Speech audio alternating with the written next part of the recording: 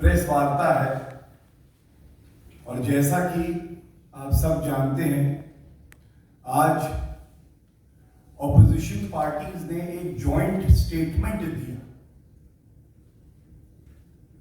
और एक विचित्र बात यह है कि अभी तक हम जानते थे कि और तरह के दिवालियापन विपक्ष के हो चुके हैं, लेकिन आज संवैधानिक और नैतिक दिवालियापन भी विपक्ष का सामने आया है। सबसे पहले उजागर करने की बात है, जो 3 किसानों के कानून आए हैं,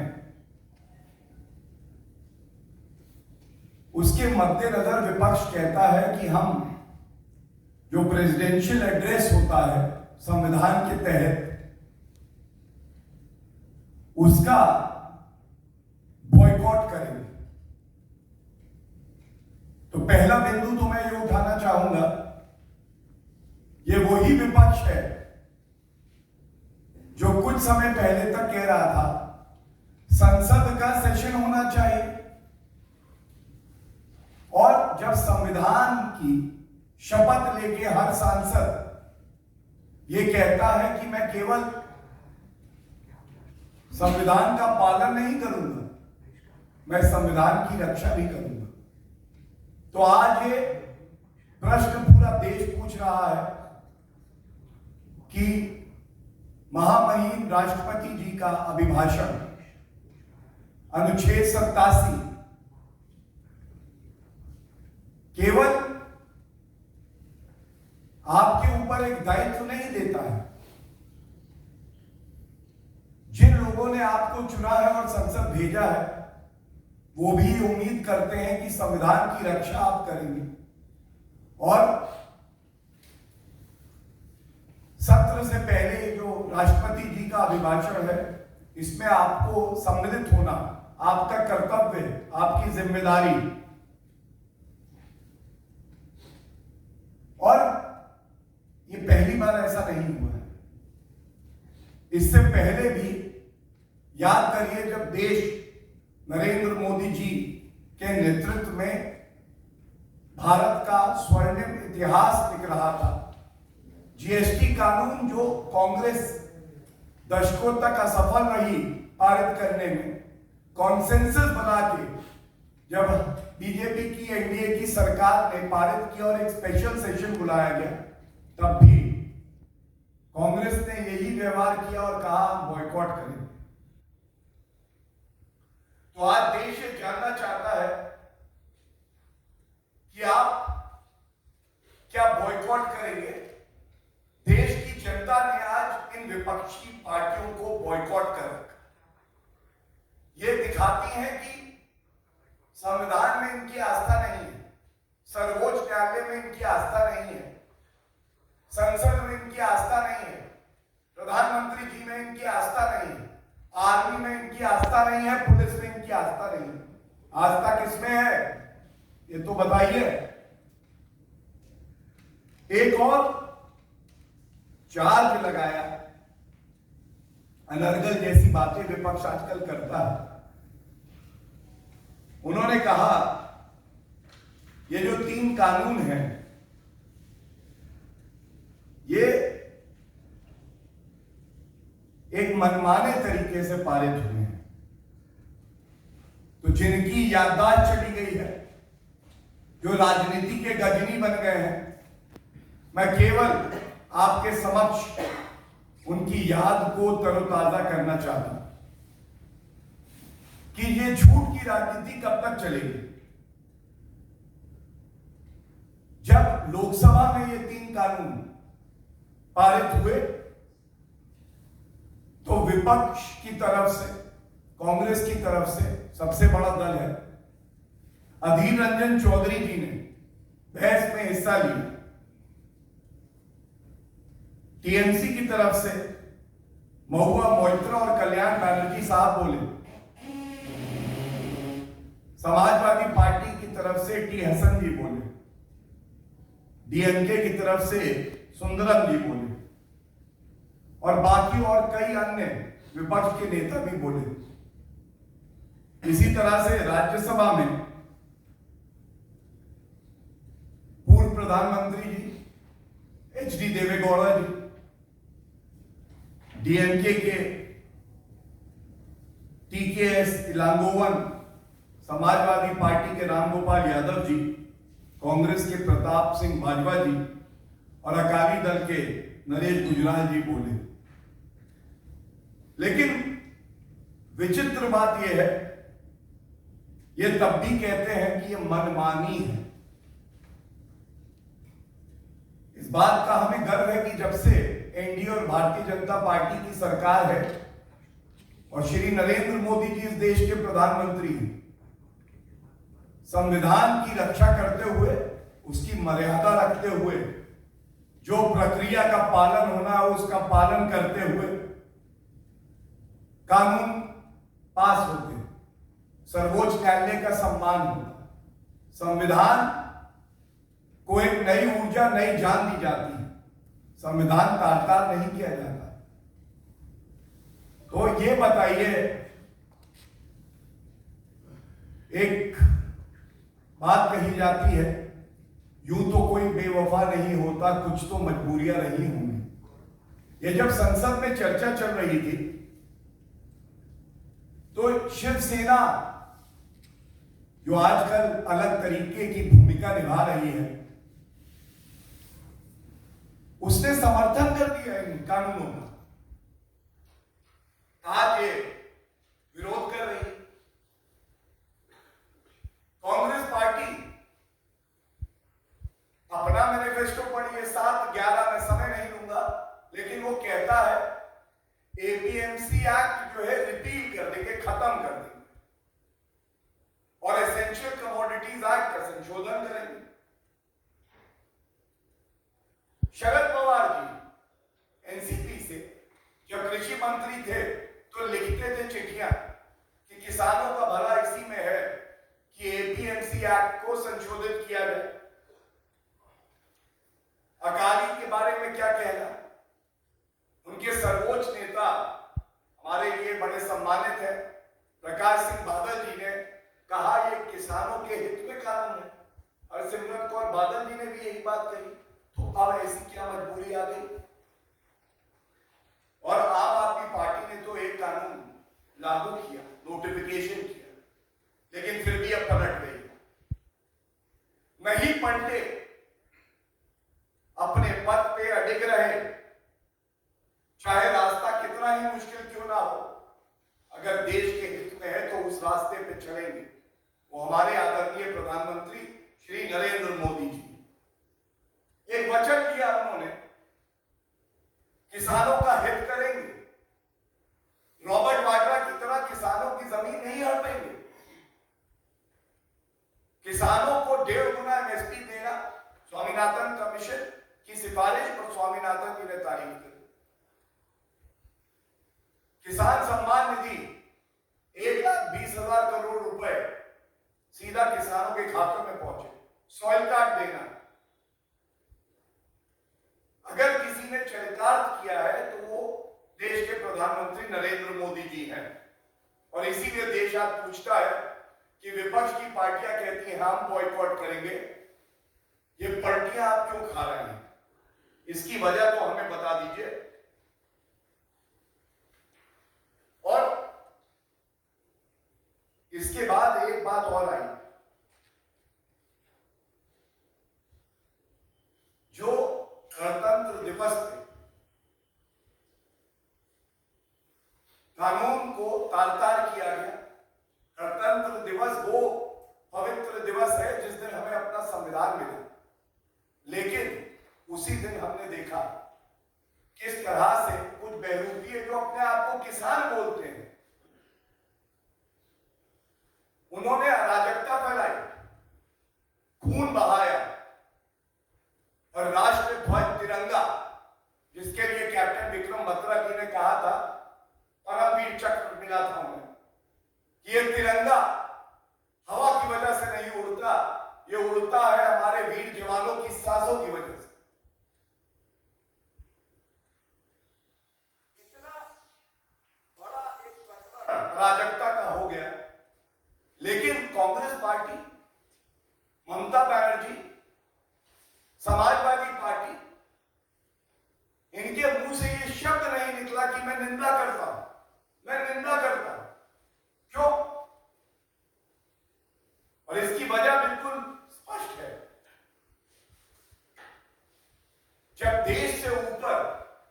मोदी जी के लिए नफरत हो जाए,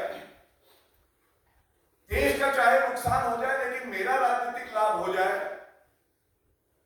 तो आपके चरित्र में यह ताकत नहीं रहती कि आप गलत को गलत और सही को सही कह सकें, कि आप ये समझ सके कि हां मुझे देश के साथ खड़ा होना है, पहले देश हित है, देश हित सर्वोपरि और उसके बाद कोई और राजनीति।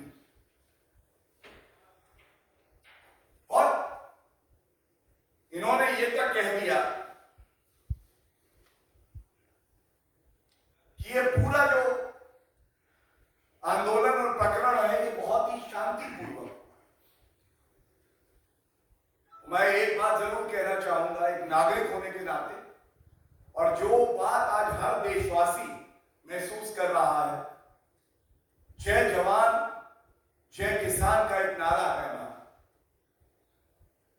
तो पुलिस भी जवान की श्रेणी में आती है, और चाहे जवान हो और चाहे किसान हो, ये अपना लहू तो बहा सकता है, लेकिन ये किसी नागरिक का जो हमारे देश का है उसका लहू नहीं बहा सकता।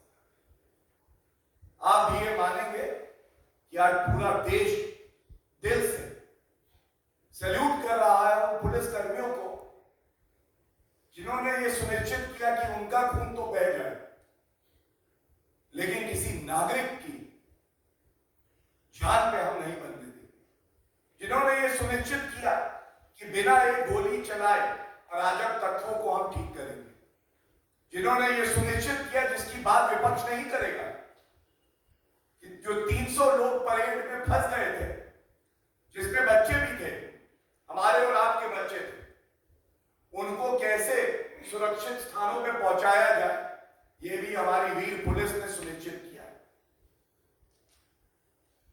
और इसीलिए आज मैं इतना ही कहूंगा,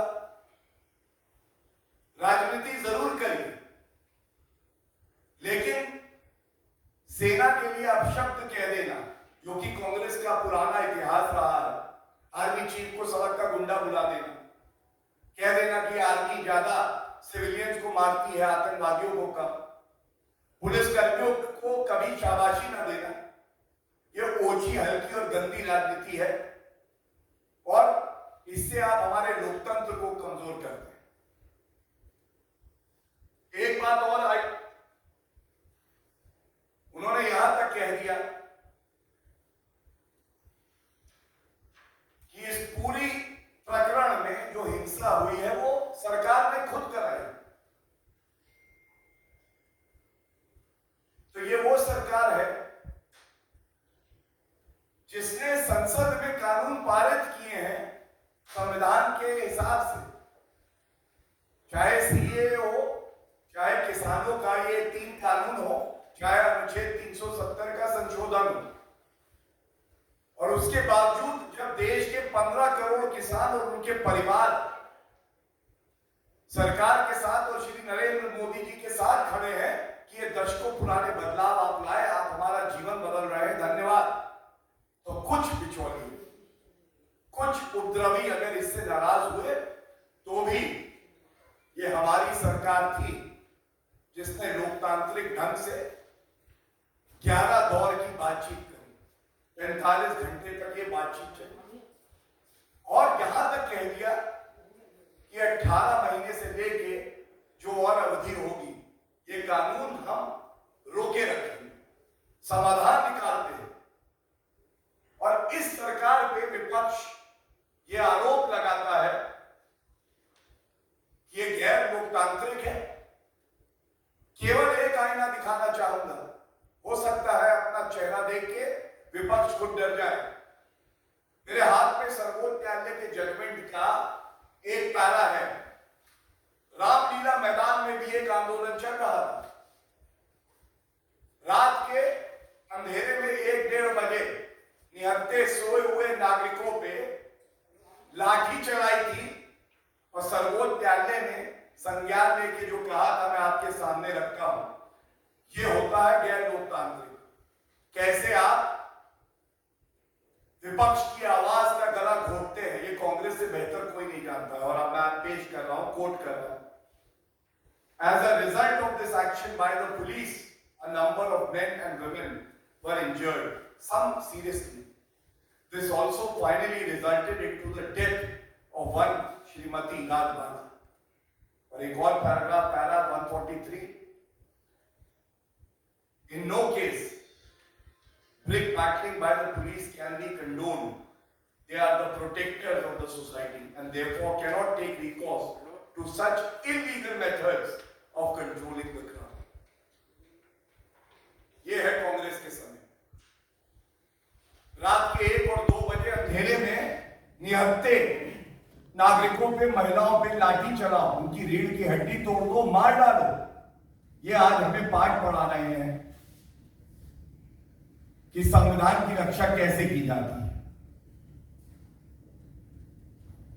है। एक बात और इनके जॉइंट स्टेटमेंट में आई है जिसमें इन्होंने कहा है कि संघीय ढांचे का हनन हो रहा है।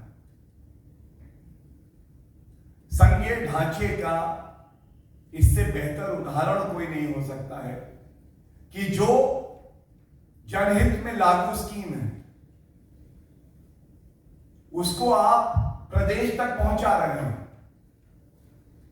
और ऐसा क्यों है कि आयुष्मान योजना दिल्ली में नहीं लागू हो रही थी पहले? ऐसा क्यों है किसान सम्मान निधि पश्चिम बंगाल में नहीं लागू हो रही? ये कैसा संघीय ढांचा है? और संघीय ढांचे का पाठ वो कांग्रेस पढ़ा रही है जिसने 100 बार आजाद भारत में चुनी हुई सरकारों को इसलिए बर्खास्त किया क्योंकि वो कांग्रेस की सरकार नहीं।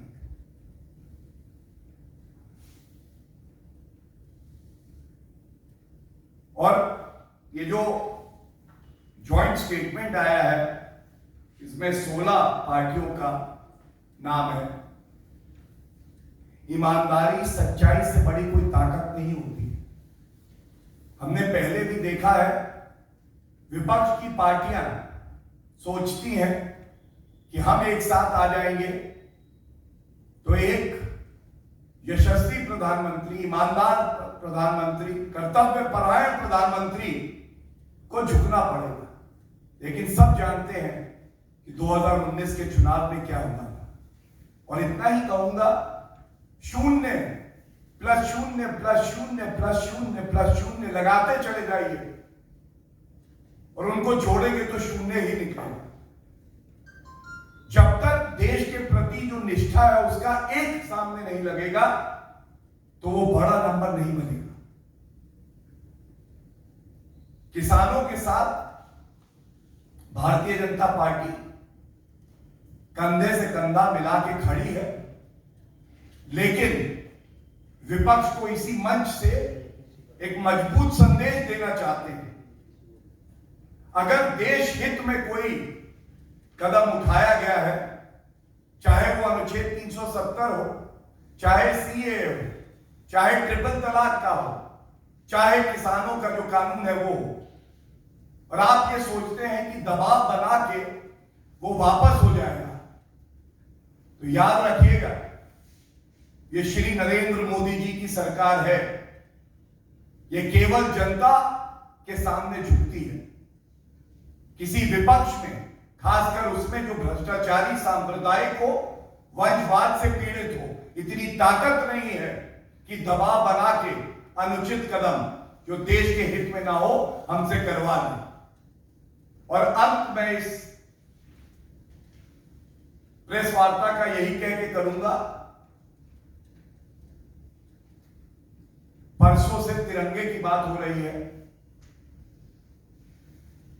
जब तक भारतीय जनता पार्टी की सरकार है और श्री नरेंद्र मोदी जी देश के प्रधानमंत्री हैं, ना तिरंगा कभी झुका था, ना झुका है और ना झुकेगा।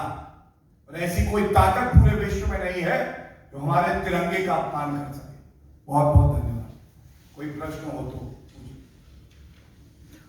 Sir, in the history of India, when the policing have seen around 400 of their colleagues been hurt, this is unprecedented. And today Amit Shah ji went and met some of them in hospital. What is your take on that? And no bloodshed was there, as the police commissioner has said in his press conference yesterday. That's a very important and yet very sensitive question, and I thank you for asking me that. I would again like to say that every Indian today, forgetting their differences, has to first salute the brave, the patient, and the inspiring Delhi police.